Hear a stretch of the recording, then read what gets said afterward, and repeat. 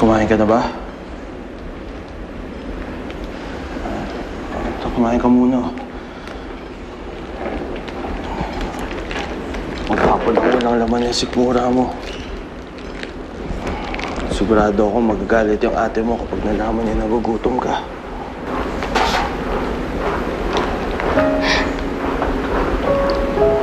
Alam mo, nung maliliit pa kami, matakaw ako eh. Pag pumapasok kami ni ate sa school, wala pang recess. Ubus na kagad yung baon ko.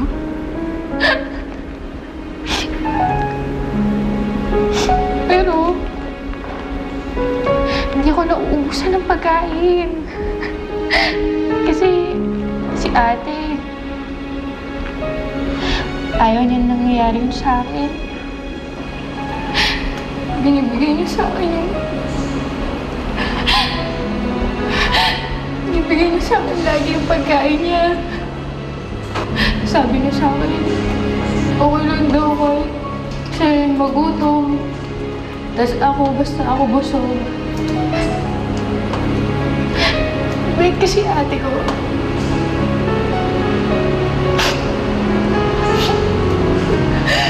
Wait siya. Tsaka, mahal niya ako. Lahat ng tulong nangyayari sa kanya, hindi niya to deserve.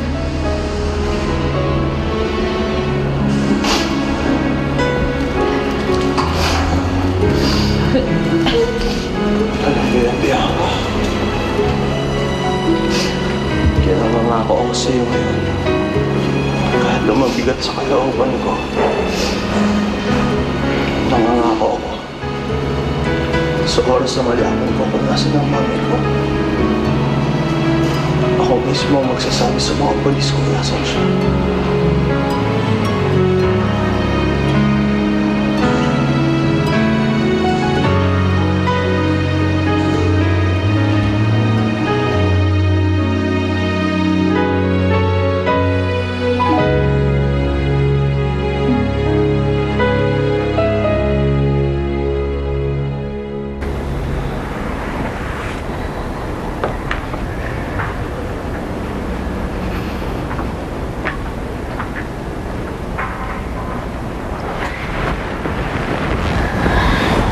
Buti naman nagpapahinga na yung mami mo.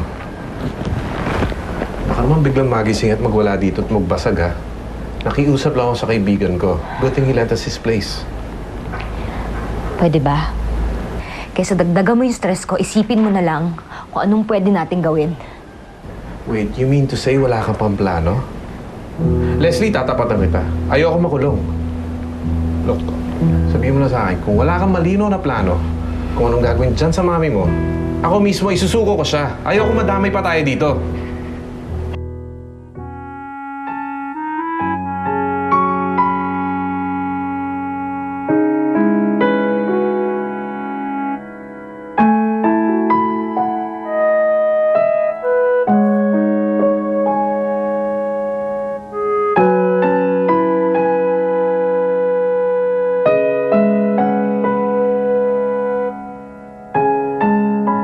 Isusuko ko naman siya eh. Ano bang akala mo? Magtatago na lang tayo ng ganito na lang? Isusuko ko naman siya eh. Huwag lang na habang ganyan siya. Ayoko nang pagpiestahan kami ng media. Ano na lang ang sasabihin ng mga kaibigan namin, ng mga kanegosyo namin?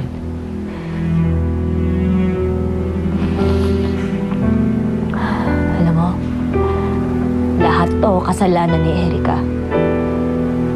This is all her fault.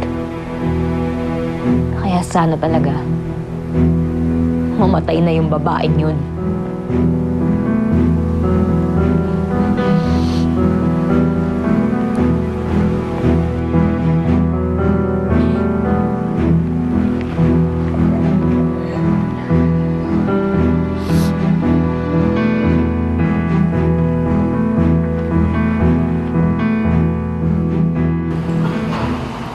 Agent Santiago? Stable na lagay niya. I can safely say that your bride is out of danger. Dok, gusto ko yung Oh, I'm sorry. Anyway, ililipat namin sa kwarto less than an hour. You can wait for her there. I'm sure matutuwa siya pag nakita ka.